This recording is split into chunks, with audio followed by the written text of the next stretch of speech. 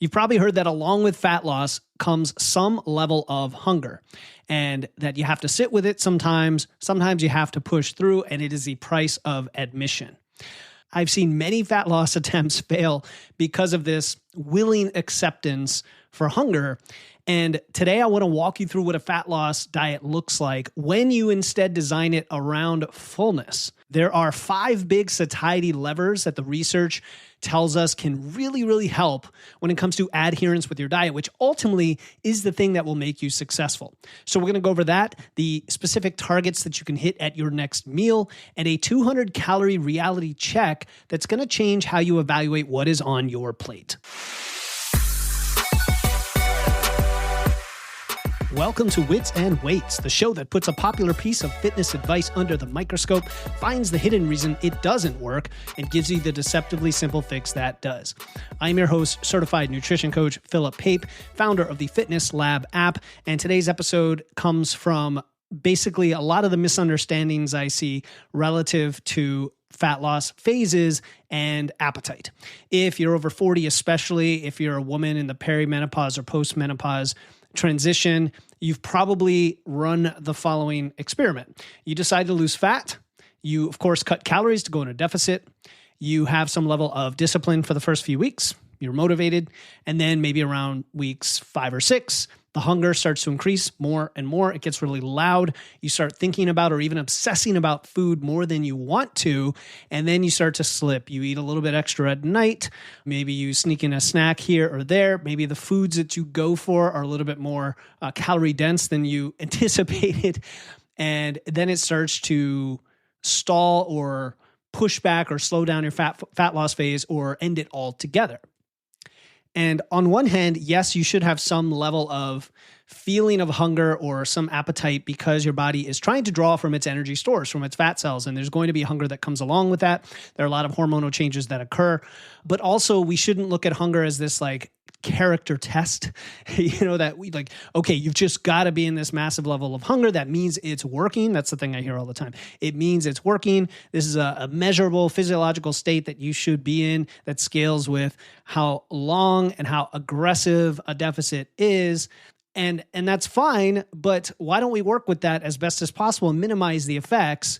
Because a lot of you, the way you're eating, whether you're in a fat loss or not, is not really contributing toward the most satious or high satiety, I should say, full diet that will make fat loss a bit easier. And by easier, I mean not just that you get through it and adhere.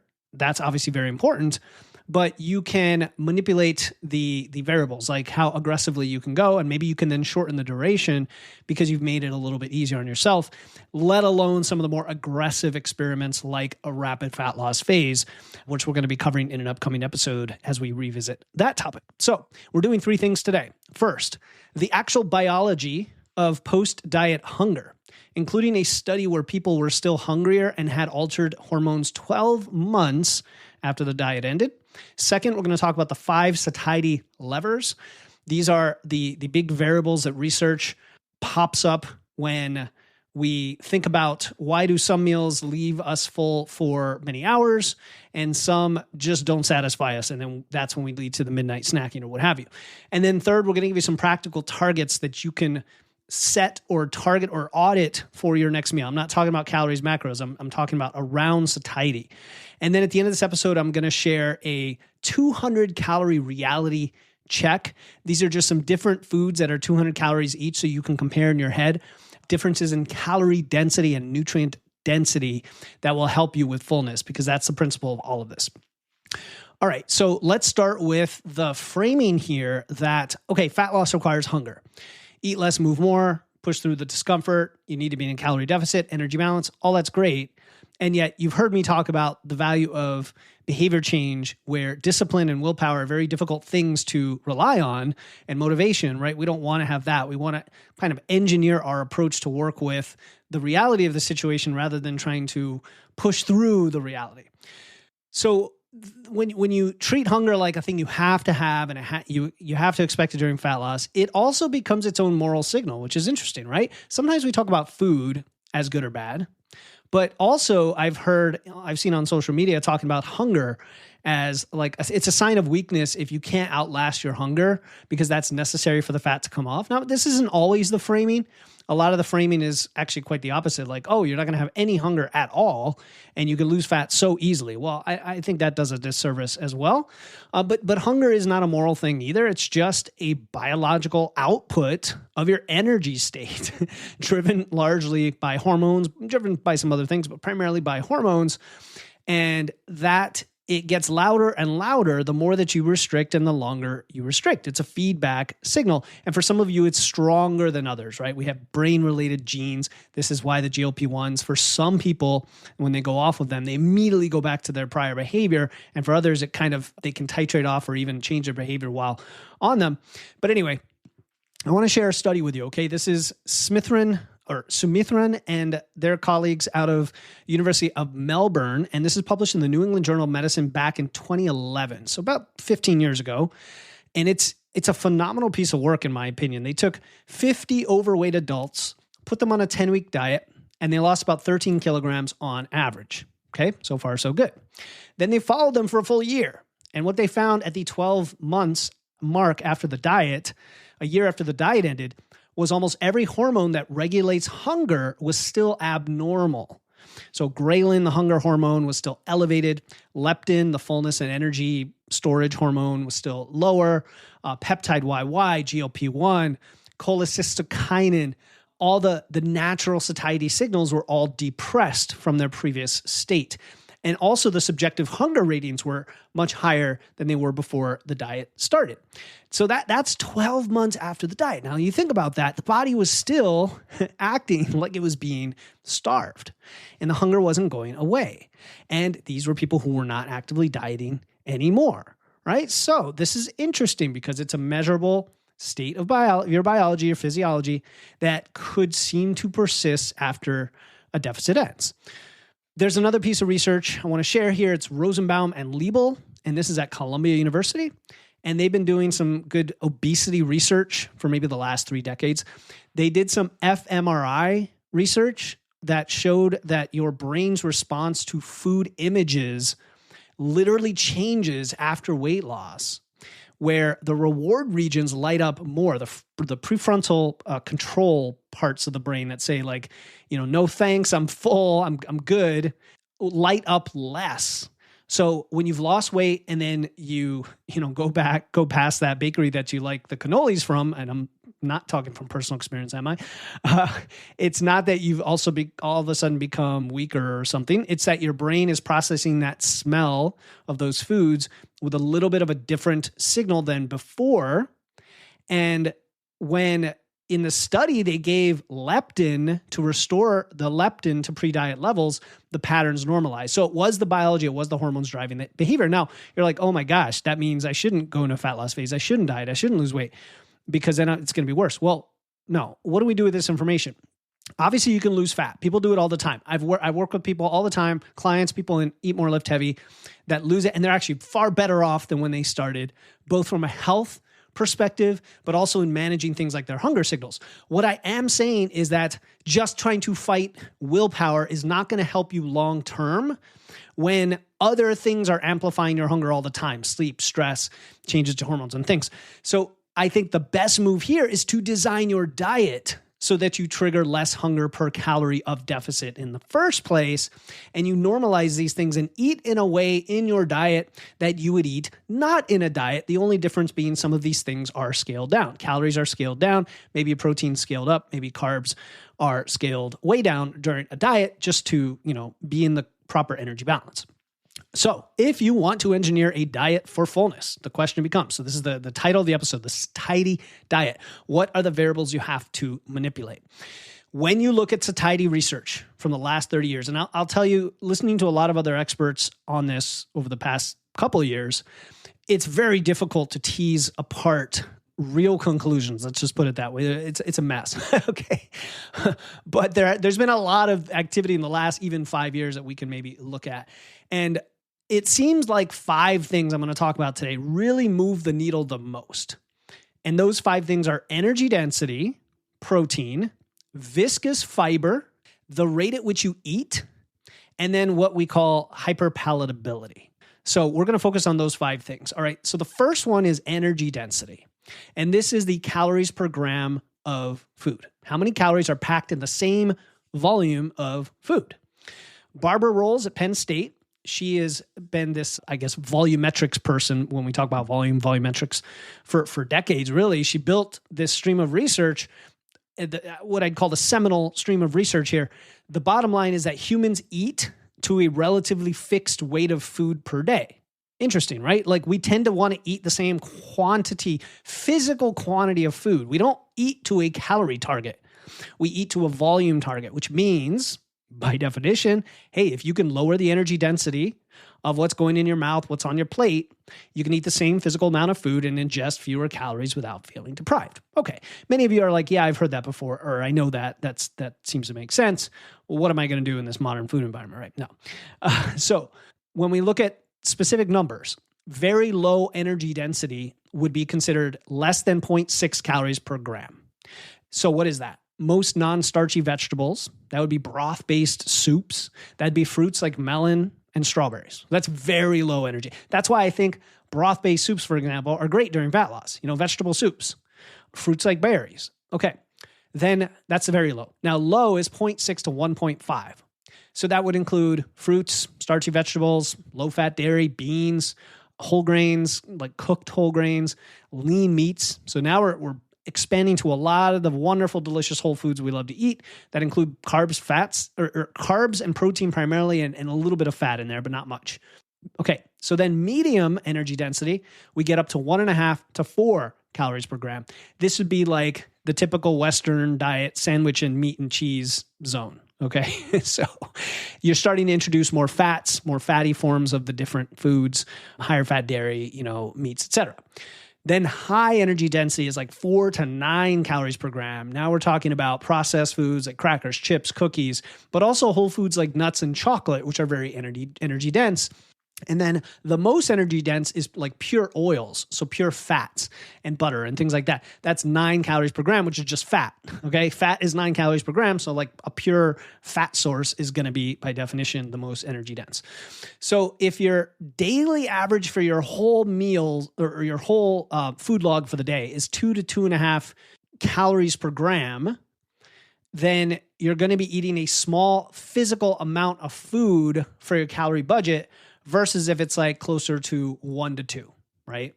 And hopefully if you're sitting much higher than that, then you've really got low-hanging fruit, pun intended, to go after here, right? And so these all matter because of things like stretch receptors and your gut hormones. So that's the first big lever, is simply energy density. Lever 2 is protein percentage. Now, I know what you're thinking. You're like, okay, I lift weights. I already eat my protein. This isn't new. I hear about protein all the time. But I want to talk about the satiety data specifically here, okay? Let alone all the other benefits of protein, which we're going to have an episode soon about some counterintuitive aspects of protein. Like, hey, you might be able to actually eat more protein, all things equal, and not gain weight or fat and actually lose fat. Anyway, that's beside the point. Let's talk about satiety. So there's a study by Weigel and colleagues in 2005. They took people from a normal diet at like 15% protein. Most people don't get very much protein. And they bumped them to 30% protein. But they said you could eat whatever you want. You just have to hit the protein. So all they're tracking is protein. Hit your protein. Their spontaneous calorie intake dropped by 441 calories a day without any conscious restriction. The body just said, hey, I don't need as much food. I don't need as much food because you increased your protein.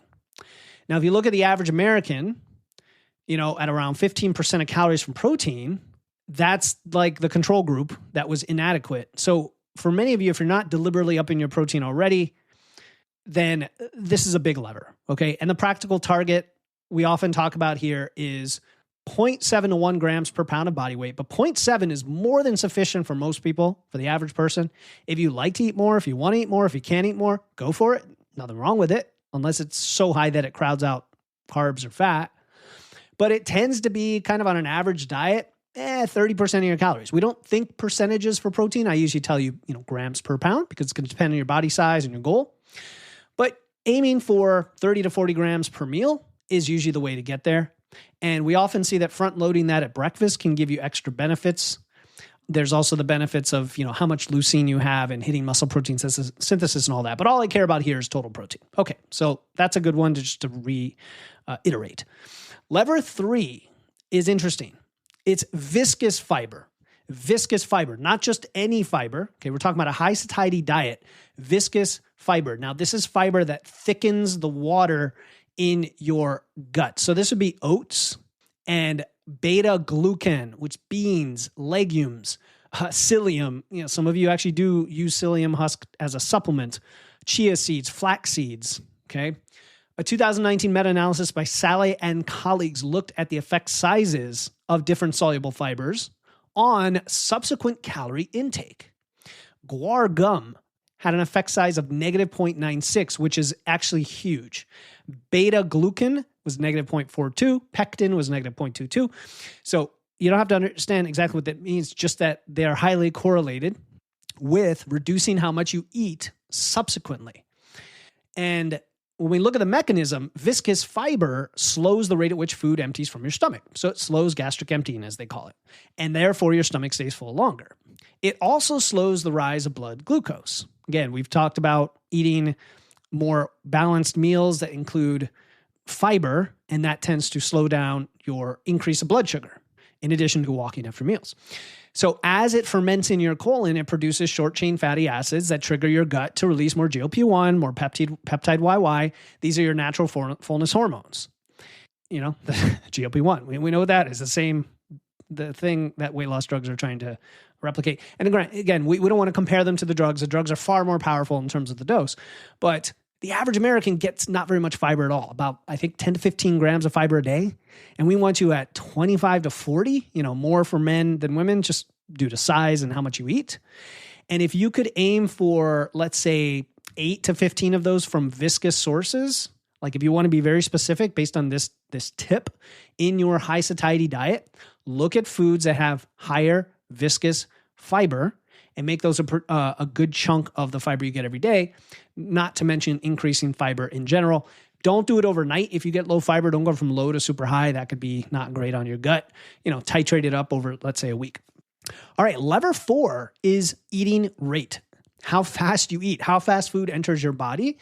And this is wildly underrated. And for those of us who love to shovel food down our mouths or love to eat while watching TV or looking at our phone or not eat mindfully, listen up, because this could be your biggest lever. Ford and colleagues, they took pooled data across 327 foods, and they found that unprocessed foods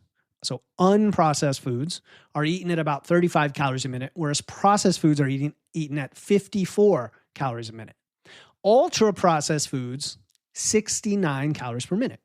So an ultra-processed meal will be eaten and go into your body twice as fast as a whole food meal. Why does that matter? Probably a little bit obvious, but let's get into it. Your gut takes about 20 to 30 minutes to send a fullness signal to your brain, like a true, hey, I am full, okay? If you front load 800 calories in like 12 minutes, then you're not going to get that signal until you're already done eating, and now you're thinking of dessert. Okay. So this is going to hit on both mindful eating and calorie density that we already talked about. There's a 2024 crossover trial out of Japan by Habano and colleagues, where they fed people the same calories and macros, same protein, fat, carbs, but in one week, the food was ultra processed, and in the other week, it wasn't. So on the ultra processed week, people ate 813 calories a day. And so that's a lot of food. Just, we're talking about the one meal. And the mechanism behind that was the chewing frequency. There was less chewing, faster eating, and so they consume more food. So the lever here for you is really texture, solid versus liquid, intact food versus, I'll say, pureed or processed food, fibrous versions of food, whole grains and such, versus refined foods. And then the mindful eating part as well, like setting your fork down between bites and not being distracted while you're eating. I'm sorry, these are boring, like long-tested pieces of advice, but they're going to work for slowing down your eating and increasing your fullness just from that. And look, when you're in fat loss and you're not eating very big meals, maybe not even as many meals, Wouldn't it be nice to just actually enjoy what you're eating and not just scarf it down and be like, okay, now the hunger starts to hit and I'm trying to lose fat. This is a very important one. The last lever here for a high satiety diet is hyper-palatability.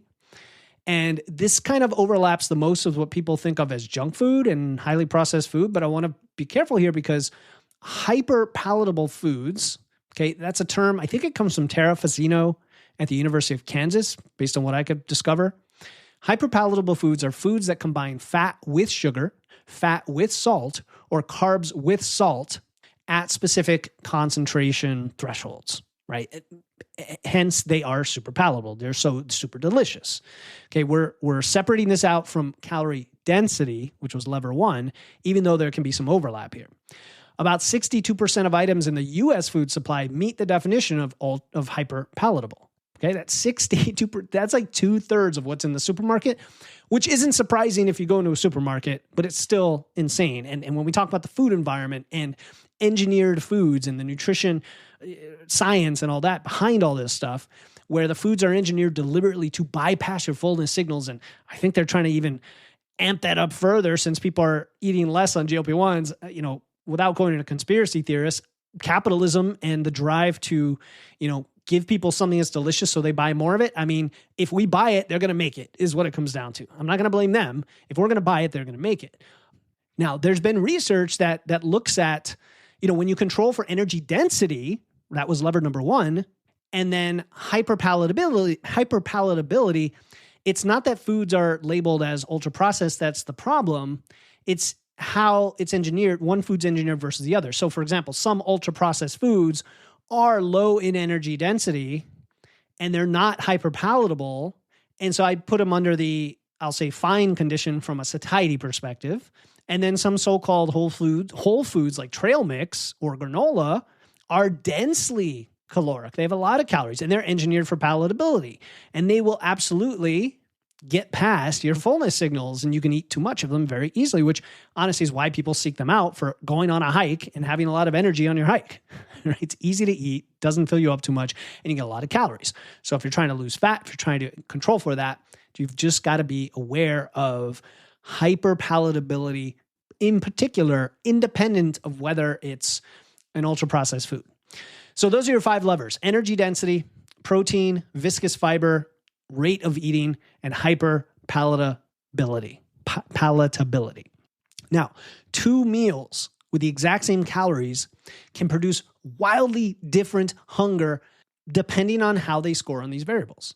A 500-calorie burger and fries versus a 500-calorie, say, chicken, beans, sweet potato, vegetable plate are probably going to feel different. You're going to probably be hungry after the burger and fries. I mean, anybody who's ever eaten Chinese food probably feels hungry like an hour later. All right, so before I move into the practical fix here, I want to address something because I know what you're thinking. You're like, okay, this sounds great, but how do I figure out where my current diet falls on these levers? What do I do? How do I know if my protein percentage is where it needs to be, my average energy density, the hyperpalatability, all that? Well, I do want to mention something that we have. It's a program called Eat More, Lift Heavy. It's 26 weeks of skill by skill by skill. And in phase 1, we actually set up how you measure these things, not just calories and macros, but measuring your fiber and energy density and really comparing it to some other things going on, including your biofeedback, like your hunger. And you don't have to track all of these things and look at all of them. All you have to do is log your food, compare it to how you're feeling and see where the correlations might be, and then start to tweak the right variables. So that's something we help you with.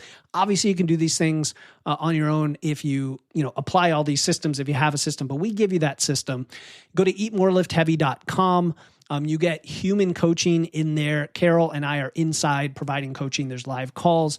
There's the 1 focus per week that you learn and apply and get accountability from.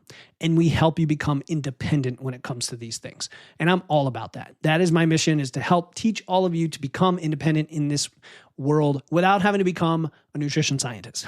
So go to eatmoreliftheavy.com. That's liftheavy.com. By the way, when you go in there, you'll see there's something called Dialed In, which is closer to a personalized one-on-one coaching experience we have as well. And honestly, I think it's far more affordable than a typical one-on-one coach because of the systems and tools we put in place. So go to eatmoreliftheavy.com. All right, so now we have the 5 levers. How do you use them? I'm going to give you some specific targets for these, and then you can decide, do you want to track all of these? Do you want to go after one at a time? That's generally what I would recommend. Do you already know which one is the biggest lever that you could attack right now? So let's talk about the meal level for the targets. I would say 30 to 40 grams of protein per meal, 8 to 12 grams of fiber per meal is going to take you very far. And within that fiber, per today's episode, some of that being viscous fiber, like maybe aim for half of it to be viscous, so that the total energy density is ideally under 1.5 calories per gram. You're like, I got to do math. It's pretty simple. Like log it in your tracker. I love to use MacroFactor. Please, if you want to support the show, download MacroFactor and use my code Wits and Weights, all one word, and you get a nutrition summary there, and you can easily tell how many calories per gram based on the total gram weight of the food. And you don't have to do this every time. I would say do it occasionally to kind of audit yourself.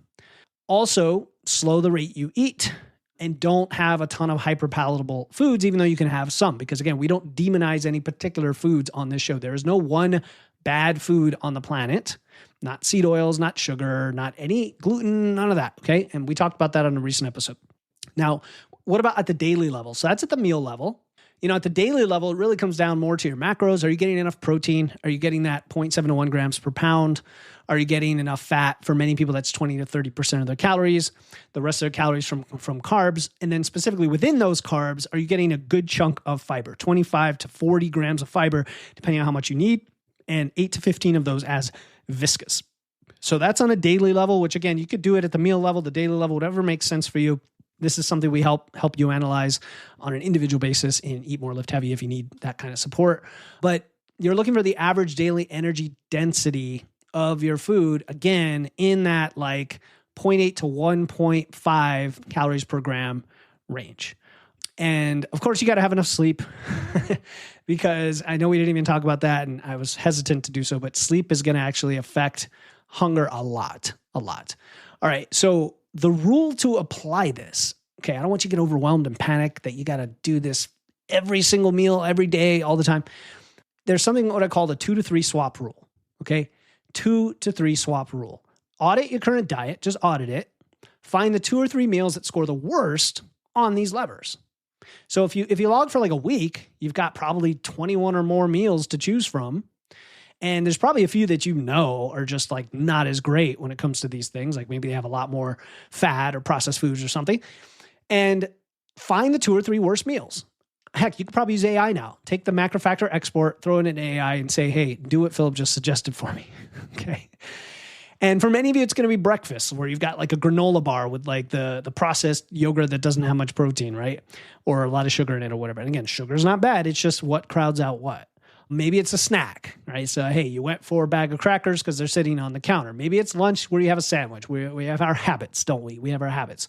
So find the 2 or 3 meals and just replace those with versions that hit these different targets, right? If you're already eating great dinners, like maybe it's fish and some grains and vegetables, it's fine, right? Pick the worst ones and just upgrade them. That's how you kind of slowly shift the whole thing where you want to be. We're adding in the things you want. We're not saying what you have to cut out. So a concrete example is like if you have this granola bar at breakfast or something equivalent of it where it's hardly any protein, it's a ton of sugar, it's easy to consume super quickly, well, swap that one out. Take a couple scrambled eggs with cottage cheese. And when I say with cottage cheese, it's so great to combine them. Delicious. You'll get fluffy, almost like cheesy eggs with a lot more protein. Or you can add egg whites, or you can have the cottage cheese on the side. I don't care. However you want to eat it. And then a piece of fruit, for example.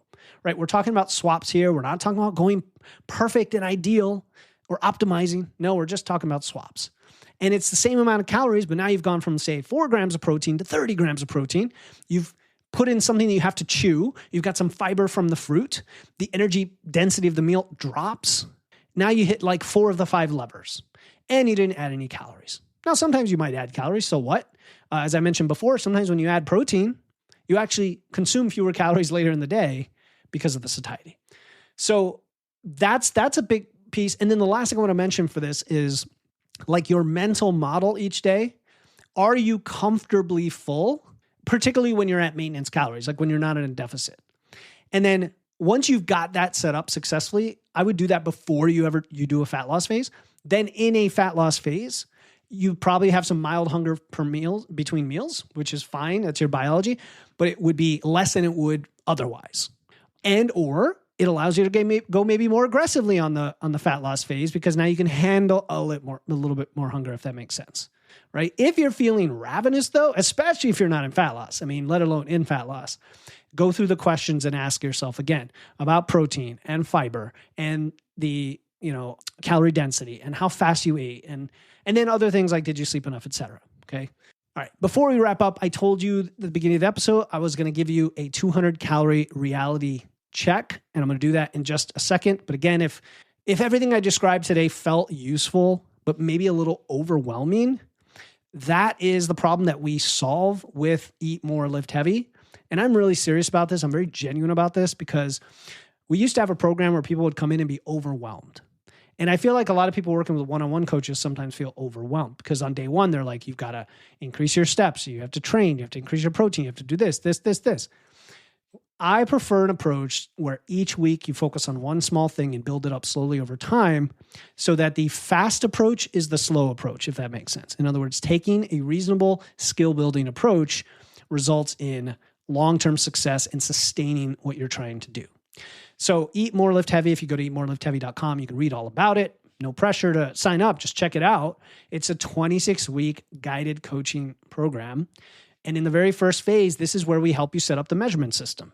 Figure out, hey, where does my current diet actually fall across the levers that we covered? Some are relevant to you, some less so. And then you start to execute to that and build and build and build. You start to master your protein. You start to understand your patterns. You know how to get around plateaus, how to get the fat loss, whether you're going for 10 to 20 pounds of fat loss, how to see your muscle definition, and so on. Okay? eatmoreliftheavy.com. Go to eatmoreliftheavy.com. All right. So here's the 200 calorie reality check. We are going to give you 5 foods that are all 200 calories. So you can visually, in your mind or on a plate, compare them so you see the difference in energy density and chewability, okay, which are a couple of the levers we talked about. So 200 calories, what does that look like? That is a full pound of strawberries, or a half kilogram of strawberries. Takes you like 15 minutes to chew a pound of strawberries. Okay, I wanted to start right there just to kind of set the baseline. Similarly, broccoli. What about broccoli? What does 200 calories look like? That's 5 cups of broccoli. I almost never, ever, ever have 200 calories of broccoli on my plate. If there's broccoli for dinner, if I cook it or my wife cooks it, it's hardly any of the calories in there. In fact, more calories probably come from the little bit of olive oil we baked it in. So 5 cups of broccoli to 200 calories, you probably would distend your stomach and you wouldn't even eat that much. But I'm just, giving you as an example. Potatoes, 3 medium boiled potatoes. Now think about, you ever cook potatoes, and you chop them up? Imagine 3 of those big suckers, you eat them, okay? By the way, this is the highest scoring food on the satiety index. So you would be stuffed, and that's only 200 calories.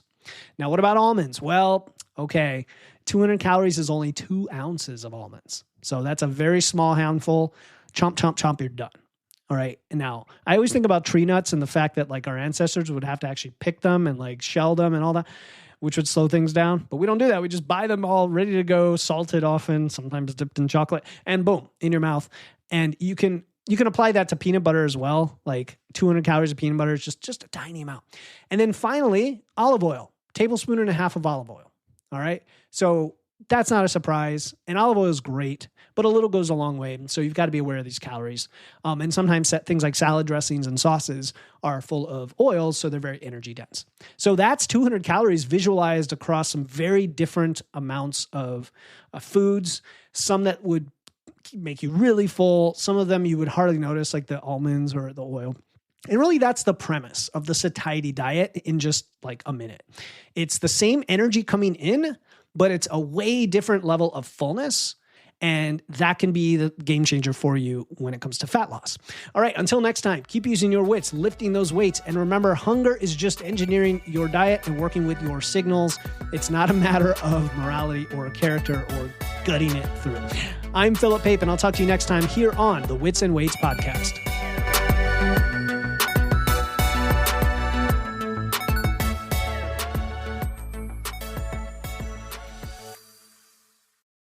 This podcast is for educational purposes only and is not intended as medical advice. Please consult your healthcare provider before making any health changes. Some links mentioned may be affiliate links, which means I may earn a commission at no extra cost to you if you choose to purchase.